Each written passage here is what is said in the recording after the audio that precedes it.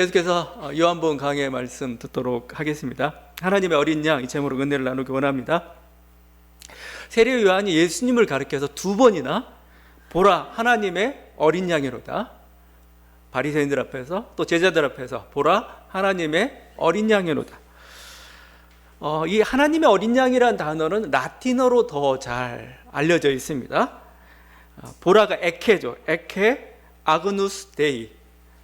데이가 신이고 아그누스가 어린 양이죠. 그래서 보라 하나님의 어린 양이로다. 에케 아그누스 데이. 보라 하나님의 양이로다. 어떻게 보면 예수님의 인격이나 사역을 가장 잘 상징하는 어떤 대표적인 하나의 문장 같습니다. 보라 하나님의 어린 양이로다. 그러다 보니까 이와 관련된 찬양들도 일찍부터 이렇게 발전하기 시작했습니다. 이전에 저희가 성만찬 우리 노래도 잠깐 바꿔가는데, 이전에 불렀던 찬양 중에 하나님 어린 양, 세상의 죄를 속가시는 하나님 어린 양, 세상의 죄를, 이것도 사실은 중세시대에 오랫동안 불려왔던 노래, 속죄 노래로 이렇게 쓰였던 겁니다. 핸델의 오라토리오 중에 메시아죠. 그 중에 하나님의 어린 양을 보라는 장면도 있습니다. 우리나라에서 굉장히 작곡된 유명한 곡이 있습니다. 부활절 칸타타로 자주 불리는 건데, 김도환 씨의 작곡입니다. 어린 양을 보라. 제가 이게 우리나라 건 줄 몰랐어요.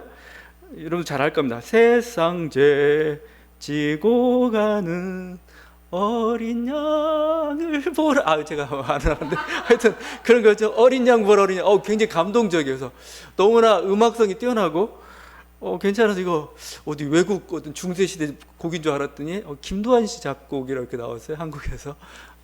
대단히 사랑받고 있고 또 감동적인 세상죄 지고 가는 어린 양 보라. 그렇죠?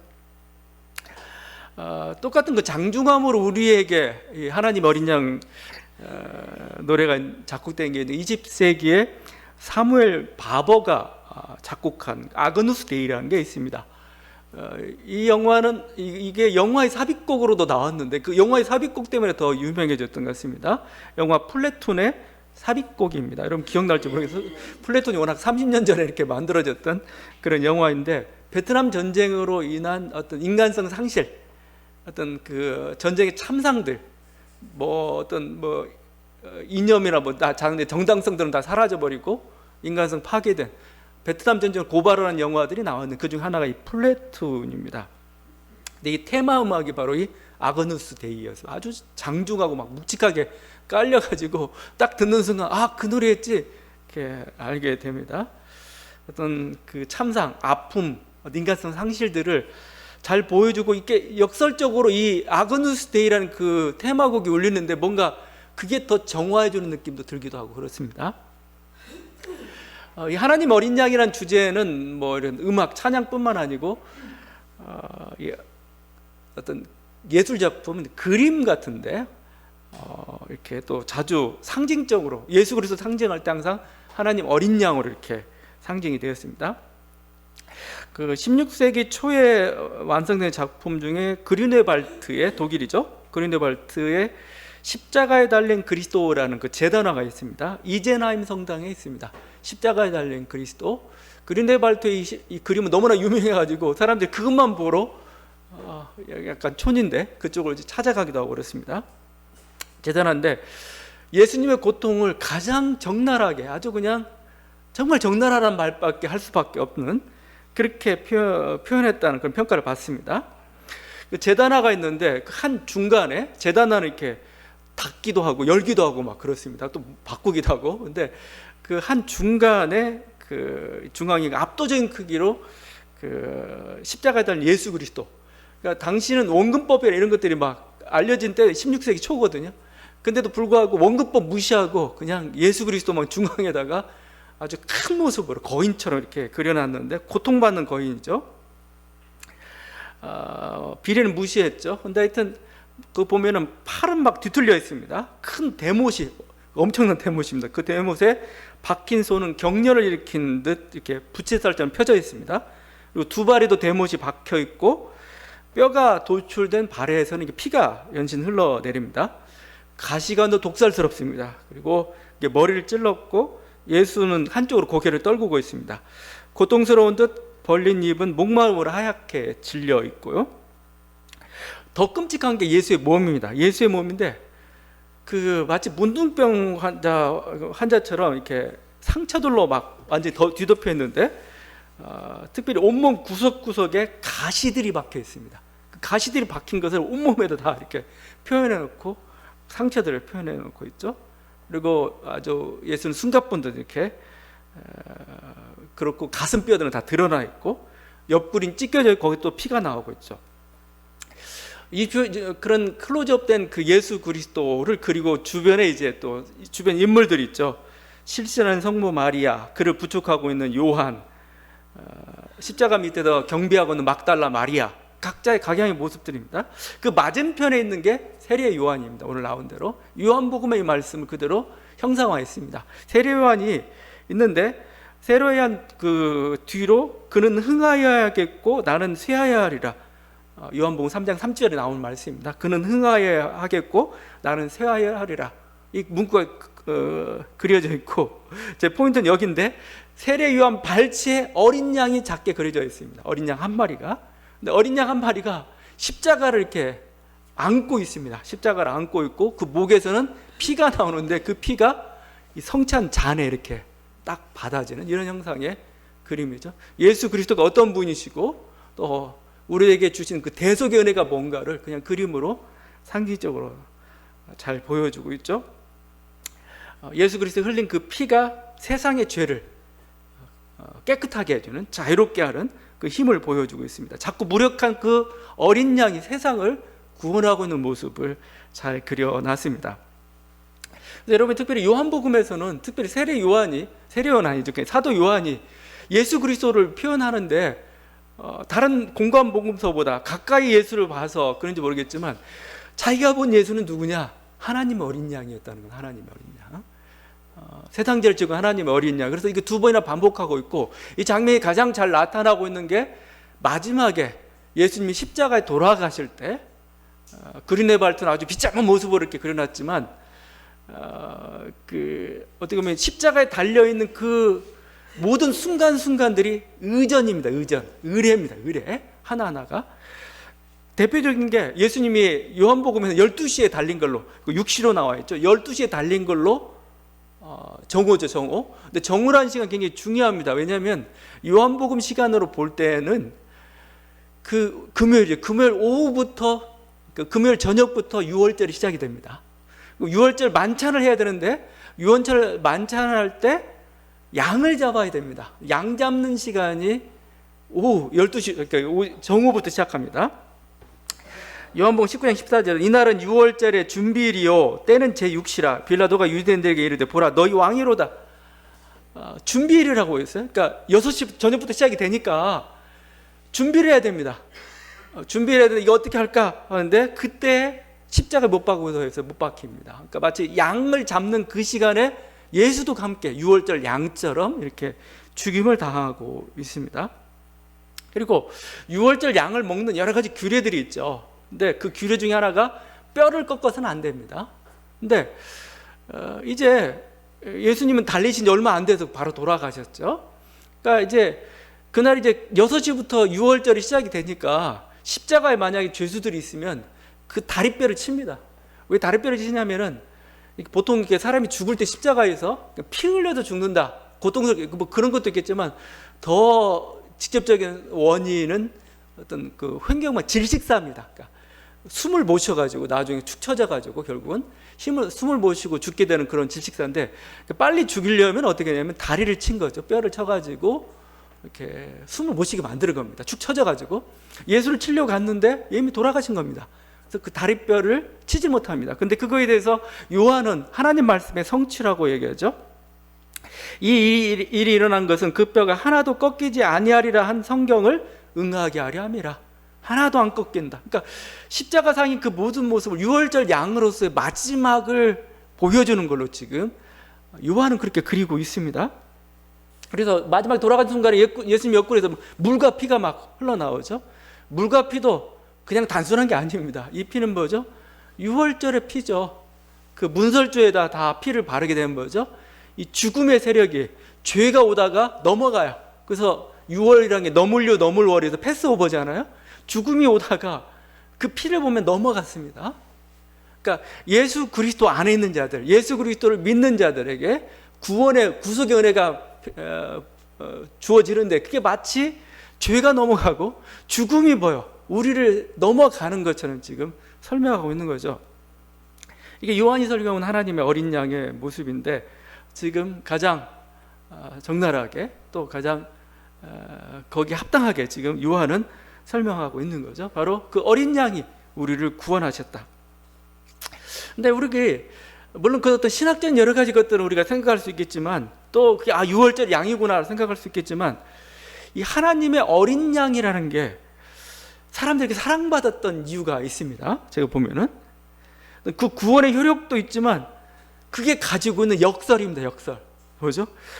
세상 죄를 지고 가는 하나님의 어린 양. 좀 이건 역설이죠. 왜냐하면 어린 양이 무슨 힘이 있어요? 그냥 무력하고 뭔가 이렇게 그냥 치근해 보이는 그런 거죠. 그 치근하고 무력한 양이 세상 죄를 짊어지고 가고 있습니다. 이렇게. 그 모습은 그 세상 죄라는 게 얼마나 무거워요.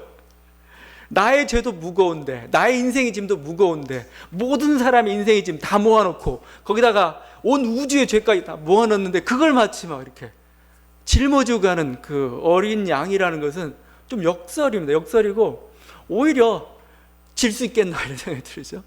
어떤 나이 든 분이 무거운 짐을 혼자 막 짊어지고 간다고 보십시오. 치근해 보이잖아요. 저거 막 달려가서, 인간이라면 달려가서 그냥 무겁서 내려놓죠. 이렇게 그런 마음을 불러일으켜요. 그래서 어린 양이 지금 이렇게 세상의 무거운 짐을 지고 간다는 것, 이게 참, 근데 근데 이게 느낌이, 이 어린 양을 보는 순간에, 몰라 여러분 어떤 느낌이, 왜 내가 여기서 감동을 받고 있는가 봤을 때 보게 되면 마치 어린 양이 자기처럼 느껴져서 그럴 수도 있습니다. 그냥 인생을 즐겁게 산 사람들은 모르겠는데, 인생을 심각하게 항상 어려운 고비들을 이렇게 넘겼던 사람들은 자기 인생이 지금 너무 무거워요. 너무 무거워서 그러니까 정말 이거 어떻게 그냥 오늘 하루 그냥 끝냈네.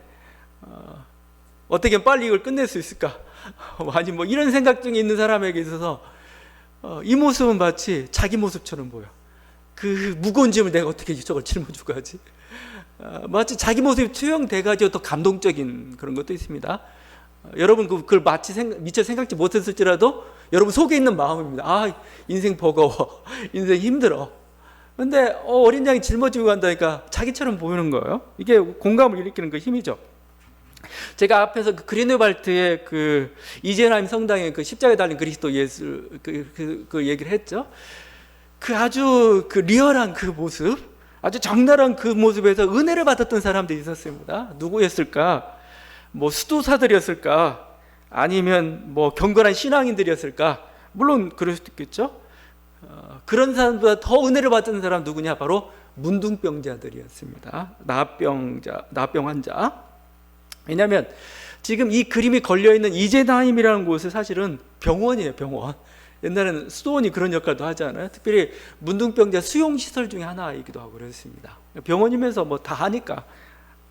그러니까 당시 유럽에만도 그 문둥병자가 한 2만 명이 넘어갔다고 하니까요. 그들이 이제 이쪽에 와서, 아니면 그들이 어떤 성지가 될 수도 있습니다. 직접 그 예배는 참여를 못하죠. 안은 들어가지 못하고 먼 발치에서 이렇게 격리된 어떤 그 창살을 통해서 예배를 드렸을 겁니다. 근데 그 그림을 보면 하염없이 끊임없이 눈물을 흘렸을 겁니다. 왜? 예수님의 그 짓무르고 으깨어진 그 손과 발, 몸에서 자신들의 모습을 봤기 때문에 그런 거죠. 자신들의 모습도 이렇게 으깨어지고 힘든데 그리스도가 똑같이 그 모습을 하고 있으니, 그 하나님이신 그분이 똑같이 우리와 같은 고통을 겪고 있다고 생각하니까 그게 그냥 공감이 가는 겁니다. 일단 공감이죠. 그래서 이게 이 공감이라는 게 사실 무서운 겁니다. 무서운 거예요. 그냥 우리는 뭔가 자꾸 힘들고 어려운 사람한테 답을 주려고 막 하죠. 목사들은 그게 강해요. 뭔가 답을 1, 2, 3, 4로 뭔가 떨어져야 뭔가 속 시원하고 그걸 주려고 하고. 근데 그게 답이 안 될 때가 있어요. 답이 오히려 우리를 더 힘들 때가 있어요. 왜냐하면 아는데 못하겠다는 거잖아요 지금. 아는데 못하는 게 지금 문제인데 답 알려준다면 더 힘들죠. 아니, 짜증나죠. 그런데 답은 가르치지 않지만 같이 공감하고 있을 때죠. 같이 눈물을 흘려주고 있을 때 뭐요? 그게 그냥 위로가 돼요. 위로가. 굉장히 절망스러웠는데 갑자기 위로가 되고 뭔가 따뜻함이 느껴지기도 하고 뭔가 나에게 다시 일어서는 힘을 주기도 하고 하는 게 바로 이 공감이라는 거죠. 예수 그리스도가 바로 그렇고, 저는 이 어린 양이라는 게 바로 그런 효과라고 저는 생각을 합니다. 세상죄를 짊어진 그 어린 양의 모습은 사실은 아까도 얘기했지만 우리 자신의 모습이라는 겁니다. 우리 인생에 힘들고 그 버거웠던 그것을 짊어지고 가야 되는데 그 모습 속에서 자기 자신의 모습을 보는 거고, 또 그 모습을 같이 우리와 같이 고통을 겪고 있는 그 하나님의 모습을 보면서 위로를 받고 있는 거죠. 이게 참 힘든 우리들에게 어떻게 보면은 하나님이 살아계신데 왜 나에게 이런 고통으로부터, 나에게 이런 어려움으로부터 나에게 구원의 길을 제시해 주지 않을까? 참 그때 우리가 답답하고 힘들 때도 있잖아요. 근데 뭐요? 하나님이신 그분이 나와 같이 이렇게 고통을 겪고 있다는 사실, 그게 구원을 가져다 주든 뭐 하든 그건 떠나서 그냥 그 사실 자체가 나에게 위로가 되는 겁니다. 왜? 일단은 그런 거죠. 저분도 나의 고통을 아시는구나 이거죠. 저분도 나의 고통을 외면하고 계시지 않고 계시구나 이거죠. 저분도 이런 모습을 보니까 뭐죠? 지금 내가 짊어지고 인생의 짐에 대해서, 우주가 짊어지고 인생의 짐에 대해서 굉장히 심각하게 대우하고 계시구나라는 것을 아는 거죠. 그래서 어떻게 보면 거기 드러나는 그 공감들, 그 이해들, 이게 사실은 그 출발이라고 있는 거죠. 그래서 어떻게 보면 이 어린 양이 주는 효과가, 어린 양의 무력함이 주는 효과가 뭐냐? 신과의 소통인 겁니다. 드디어 하나님과의 뭔가 소통, 하나님 우리를 외면하지 않는 그 모습. 그러면서 우리들이 이렇게 서로 동병상련의 어떤 고통들을 느끼면서 일어난 일이 뭐냐 이거예요. 동병상련의 고통을 같이 공감을 일으키면서 일어나는 게 바로 주체성의 자각입니다. 주체성. 그러니까 그게 바로 힘인 것 같아요. 힘인가. 그러니까 이게 어떤 여러 가지 안 좋은 현실들, 이렇게 나에게 부딪힌 여러 가지 어떤 암울한 현실들 속에서 절망하고 뭔가 이러고 있는데, 뭔가 나보다 더 고통을 겪고 있는 사람을 보았을 때, 어떤 나의 고통을 보았을 때 갑자기 이게 어떤 생명의 힘 같기도 하고 그렇습니다. 내 안에서 그 극복해보자 하는 그런 어떤 새로운 힘들이 솟아나기 시작하는 겁니다. 어떻게 보면 어린 양이 주는 게 바로 그것 같아요. 내가 구원해 주자죠. 하나님이 우리를 구원해 주는 게 아니고 내가 하나님을 구원해 줘야 되는, 어린 양이 지고 있는 짐을 내가 대신 짊어지고 싶고, 내가 가서 그냥 이렇게 가서 그 짐을 정말 빼앗고 싶은 느낌이 들어요. 너무 어린 양이니까. 이게 우리를 구원하는 방식이죠. 보네포가 그래서 옥중서관을 이렇게 얘기하고 있습니다. 우리 하나님은 십자가에 달리신 무력한 하나님이다. 얘기하면 이런 얘기예요. 하나님은 이 세계에 있어서는 무력하고 약하다. 그리고 하나님은 이렇게 함으로써만 우리들과 함께 있고 우리를 도와준다. 그리스도는 그의 전능에 의해서가 아니라 그의 약하심과 고난에 의해서 우리를 도와주신다. 그렇죠?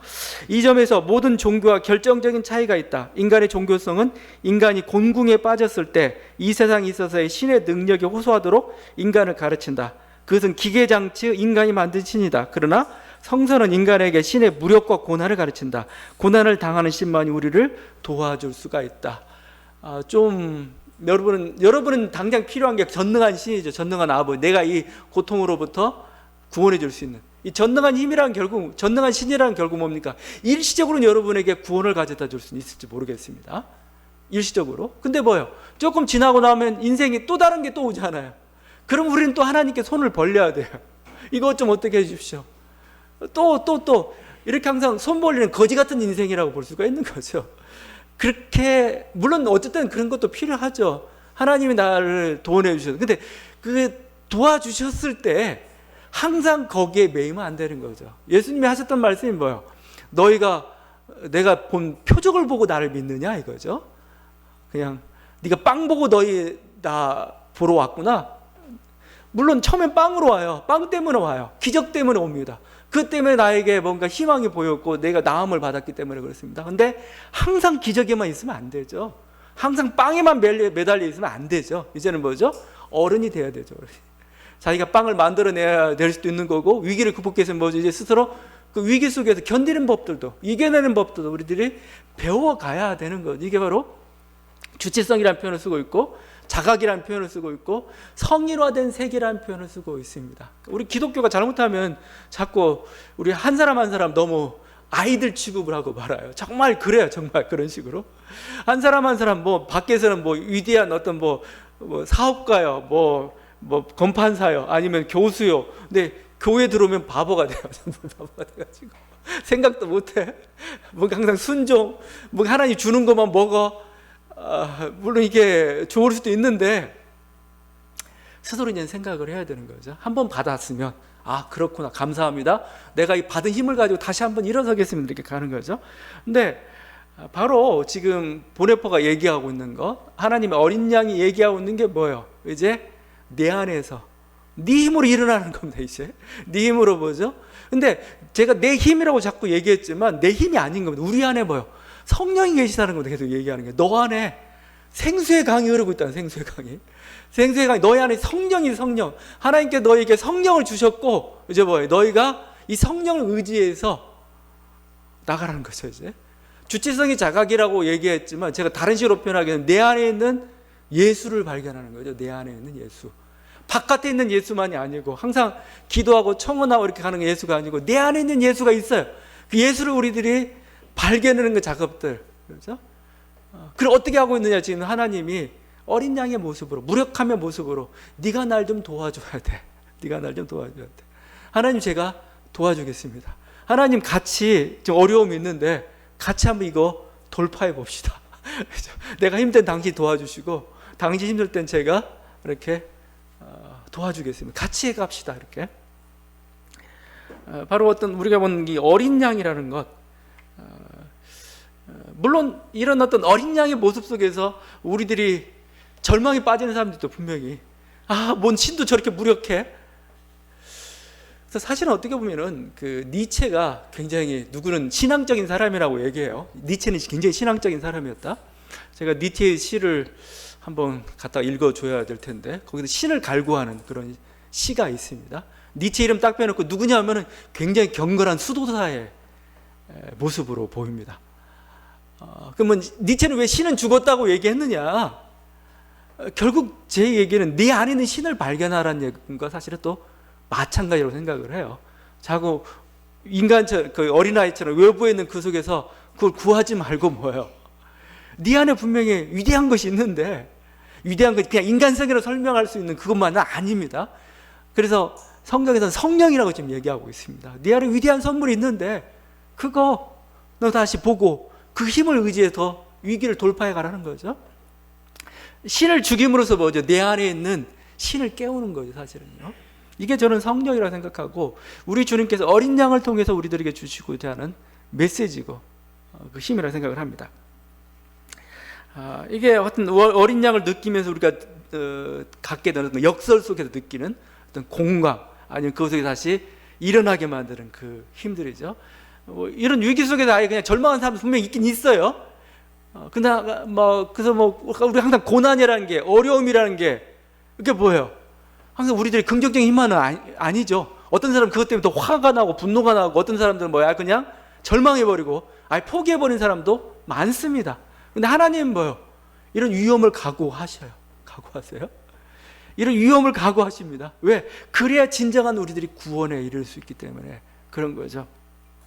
그래서 지금 주님께서 어린 양의 모습으로 나타나 있습니다. 어린 양, 굉장히 연약한 그런 모습입니다. 여러분, 그렇지만 또 한편 우리 기억해야 될 게 있습니다. 좀 또다시 이게 반대편에서 얘기를 제가 하게 될지도 모르겠는데, 이 어린 양은 보기에는 어린 양이지만 실제적으로는 강한 양입니다. 강한 양. 아주 헤라클레스처럼 무지하게 힘이 센 그런 양입니다. 그게 잘 나타나는 게 사실은 또 요한계시록입니다. 요한계시록. 근데 참 이게 역설이죠. 그 요한계시록에 예수님 모습을 어린 양으로 여기도 표현합니다. 근데 요한계시록에 나타나고 있는 어린 양의 모습 조금 달라요. 어떤 거냐면 수많은 천군 천사들이 있습니다. 그리고 성도들이 하늘에서 막 그 유리바다 같은 곳에서 막 면류관을 쓰고 막 찬양을 합니다. 찬양하는 중간에 어린 양이 나타나십니다. 이렇게 표현하고 있죠. 요한계시록 5장 7절인데 그 어린 양이 나와서 보좌에 앉으신 이의 오른손에서 두루마리를 취하시니라. 그 두루마리를 취하심에 네 생물과 24장로들이 그 어린 양 앞에 엎드려 각각 검은 고와 향이 가득한 금 대접을 가졌으니 이 향은 성도의 기도들이라. 그래서 오히려 막 왕의 등극식처럼 보이고 있습니다. 어린 양인데 왕이에요. 이건 다르죠. 여러분 그 아우구스트 황제 그 조상 같은 게 그 로마 같은 데 이렇게 보면 이렇게 조각상들이 많이 있습니다. 보면 굉장히 평범한 뭐 그냥 잘생긴 준수한 젊은이처럼 보입니다. 그런데 아닙니다. 황제입니다. 황제. 여러분 이게 겉으로 보는 모습하고 실제 파워는 다른 거죠. 어린 양인데 엄청난 파워를 가지고 있습니다. 나중에 이게 이제 그 아마겟돈에서 원수들과 싸웁니다. 그때 예수님 어린 양이 나오는데 이렇게 나옵니다. 그들이 어린 양과 더불어 싸우려니와 어린 양은 만주의 주시오 만왕의 왕이심으로 그들을 이기실 터이요. 어린 양의 입에서 검이 나갑니다. 칼이 나가는데 말씀의 검입니다. 사람들 다 쓰러뜨려요. 원수 다 쓰러뜨리는 강한 군 사령관, 군 통치권자의 모습입니다. 겉보기와는 다르다는 겁니다. 힘세고 파워 있는 거죠. 마치 저는 이게 저것처럼 보여요. 블랙홀처럼입니다. 블랙홀이라는 게 물론 여러 가지 이론도 있겠지만 블랙홀 크기는 엄청 작아요. 근데 무게는 엄청 나가요. 이게 수축해가지고 원래 여러분 우리 몸은 텅텅 비어 있습니다. 실제 텅텅 비어 있어요. 여러분 그 원자하고 이제 원자 핵하고 전자 사이가 어느 정도일까? 그 사이가 그냥 제가 이렇게 비교해 줄게요. 이 뭐죠? 잠실 운동장 있는데 거기 야구공 하나가 딱 떨어져 있습니다. 그게 원자 핵이고 전자가 이렇게 돌아가고 있는 겁니다. 그러니까 그 사이는 뭐 좀 비었어요. 대부분 비어 있습니다. 우린 다 공간입니다. 빈 공간입니다. 근데 블랙홀이라는 것은 나중에 가면 이게 짜부라져요. 그래서 짜부라집니다. 그 공간이 다 수축이 되는 겁니다. 수축이 돼가지고 공간이 하나도 없는, 막 나중엔 전자와 양자도 다 달아나 버리고 그냥 똘똘 뭉쳐가지고, 누가 계산해 보니까 이 손톱만한 이 크기인데 그 무게가 얼마나 가요? 100억 톤입니다. 100억 톤. 이 손톱만한 크기 정도가 100억 톤이나 되는. 그래서 작은데 엄청난 파워를 가지고 있죠. 모든 걸 다 흡수해가지고 빛까지도 그냥 흡수해서 그냥 까맣게 되는 블랙홀인데, 예수님이 그런 것 같아요. 어린 양인데 작은데 엄청난 파워를 가지고 있다는 겁니다. 엄청난. 그래서 모든 걸 다 끌어들이고 빨아들이고 그럴 만한 능력이 있으신 분. 그래서 우리들에게 이렇게 얘기합니다. 마태복음 11장 28절입니다. 수고하고 무거운 짐진 자들아 다 내게로 오라. 내가 너희를 쉬게 하리라. 수고하고 무거운 짐진 자들아 다 내게로 와. 나는 너를 충분히 너의 모든 걸 이렇게 모든 짐을 짊어질 만한 충분한 능력이 있어. 내 어깨는 넓어. 내 어깨 기대. 그 모든 걸 나에게 맡겨. 내가 다 짊어질게. 지금 예수님께서 이렇게 말씀하시고, 우리가 예수를 믿는다는 건 뭡니까? 그 짐을 맡겨드리는 겁니다. 그래서 어떻게 보면 우리가 신앙생활 한다는 건 결국 뭐냐? 이 짐을 예수님께 맡겨드리는 법을 배우고, 여러분이 짐을 잘 맡겨드리면 드릴수록 여러분은 평안해집니다. 행복해집니다. 역설적으로 능력 있는 사람이 됩니다. 여러분 포기하면 포기할수록 오히려 더 능력 있는 사람이 돼요. 제가 장례식은 많이 가보지는 않았지만 그래도 입관 예식할 때 제일 은혜를 받습니다. 마지막에 이제 시신이 이렇게 누워있죠. 근데 그 얼굴을 보면은 여러분 어떨 것 같은데 대부분 다 평안해요. 얼굴이 뭐 심각한 사고가 아니라면은 뭐 대부분 평안한 얼굴로 이렇게 하고 있습니다. 제가 보면서 왜 그럴까 생각하다 이런 생각이 들었습니다. 왜 그럴까 봤더니 긴장을 놓아서 그럽니다. 긴장을 항상 긴장하고 있어요. 그냥 항상 긴장하고 있고 막 신경이 수축하고 있고 막 이러고 힘쓰고 있고 막 하다 보니까 얼굴이 항상 이렇게 밝지 않습니다. 근데 죽으면 뭐요? 다 죽은 거죠. 다 놓아버립니다. 다 힘을 놓아버리고 나니까 뭐요? 그냥 편안해요. 편안하니까 뭐 얼굴이 그냥 편안하게 보이는 겁니다. 평안이. 우리 주님께서 하시는 말씀이 나에게 맡겨라 이런 말씀하는 거예요. 놓아버려라 이거예요. 놓아버려라 이거예요. 그럼 내가 너의 짐을 내가 다 짊어지겠다. 나는 보기엔 작은 양 같지만 작지 않아. 엄청난 파워와 힘을 가지고 있고 넓다는 겁니다. 넓게. 근데 우리들은 그렇게 하지 못하죠. 그래서 누가 그렇게 비유했습니다. 어떤 사람이 어떤 나이 든 분이 이렇게 짐을 짊고 가는데 무거워 보이고 불쌍해 보여서 차에 태웠어요. 차에 태웠는데 차에 타고 한참 가다 이렇게 보니까 이분이 계속 짐을 안고 있는 겁니다. 그래서 짐 내려놓으시죠 했더니 이 나이 든 분이 하는 말이 차 태워준 것도 고마운데 뭐 이렇게 짐까지 어떻게 내려놔요? 그래서 이제 갔다는 거예요. 마치 그래요. 야 이거 구원받은 것도 감사한데 이건 제가 할게요. 이건 제가 할게요. 능력되면 하면 좋죠. 근데 능력이 안 될 때가 있습니다. 맡겨드리라는 거예요. 맡겨드려도 예수님은 뭐요? 전혀 불편함이 없어요. 제가 이제 차를 픽업할 때 항상 얘기입니다. 내가 저 걸어갈게. 이 정도면 충분해. 충분히 한 200-300m 돼요. 차로 가면 그냥 몇 초면 가는데 걸어가면 그래도 땀나고 좀 걸리잖아요. 예수님은 충분히 우리 모든 걸 다 받아줄 수 있는데 그거 그냥 이것만 받고 요건 뭐야? 안 내놓겠다는 겁니다. 그냥 내가 이렇게 짊어지고 갈게. 근데 그럼 일이라도 잘 처리하면 좋겠는데 그것도 처리를 못해요. 못하고 끙끙대고 있는 거죠. 주님께서 하신 말씀입니다. 너희 중에 누가 염려함으로 그 길을 한 자라도 더할 수 있겠느냐.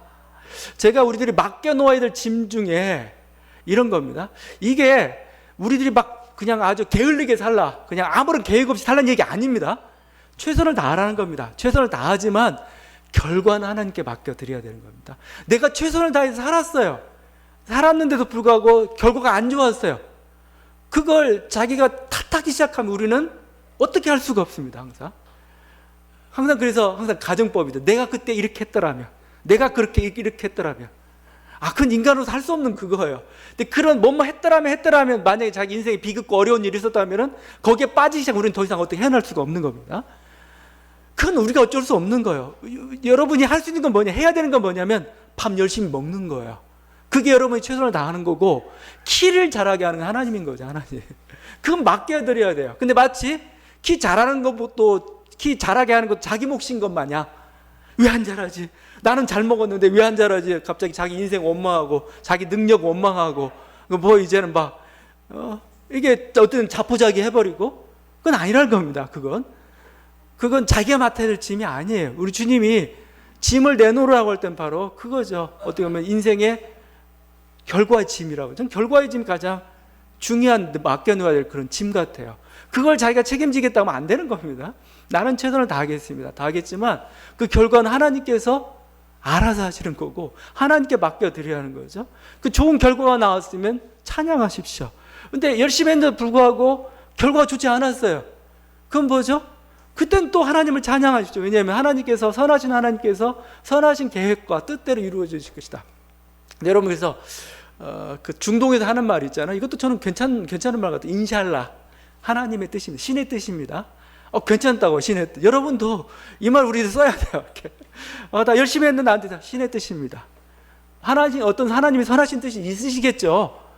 우리가 이게 사실 이게 저는 믿음이고 저는 이게 맡긴다는 그 생각입니다. 코로나 때문에 여러 가지 어렵죠. 코로나를 방어하기 위해서 최선을 다해야 되겠고 해야 될 거 자포자기 해서는 안 되는 거죠. 그렇지만 계속 결과가 이렇게 안 좋다. 그런데도 불구하고 안 좋다. 하나님 뜻인 거죠. 그냥 받아들여야 되죠. 우리는 그러면서 뭔가 하나님의 선하신 뜻을 우리는 또 생각하는 겁니다. 하나님께서는 이거를 통해서 인류를 새로운 진보로 이끄실 것이다. 이를 통해서 하나님께서 우리에게 새로운 문명과 문화로 우리를 이끌어 주실 것이다. 이를 통해서 하나님 우리들에게 새로운 교훈들을 주실 것이다. 뭔가 새로운 걸로 선하신 하나님이 선하신 계획 가운데 이끄실 거예요. 우리는 그런 믿음을 가져야 돼요. 그럴 때 편안한 겁니다. 편안한 거고. 그런 어떤 하나님의 뜻입니다. 하나님 선하신 뜻입니다. 이렇게 하는 사람이 저는 오히려 포기하지 않는 사람이라고 봐요. 포기하지 않는 사람. 이래 우리가 왜 포기합니까? 포기하는 것은 결과가 안 나오기 때문에 포기하는 거예요. 자꾸 자기가 원하는 대로 안 나오니 그만둬버려. 더 이상 못해 먹겠어. 그죠? 아니에요. 우리는 그냥 하나님 이거 하라고 하셨는데 하나님 나 이거 감동 주셔. 나 이거 할 거야. 결과가 잘 안 나왔는데 뭔가 선한 뜻이 있겠지. 그냥 또 가는 겁니다. 언젠가는 뭔가 해주시겠지. 뭐 하다가 또 하나님 또 다른 길로 인도하시면 이게 하나님 원하시는 길이었네, 이거죠. 이게 바로 하나님께 우리의 세상 짐을 우리가 맡게 될 짐, 과거에 이미 엎질러진 물들은 어쩔 수가 없잖아요. 그거 엎질러진 물들을 어떻게 합니까? 바꿀 수도 없잖아요. 그럼 뭐죠? 엎질러졌기 때문에 나는 그냥 포기해버려? 엎질러졌기 때문에 나 인생 망가졌기 때문에 그냥 그때 망가진 대로 살 거야? 그러지 말라는 겁니다. 엎드러진 거 하나님께 맡겨드린 거죠. 맡겨드리고 뭐죠?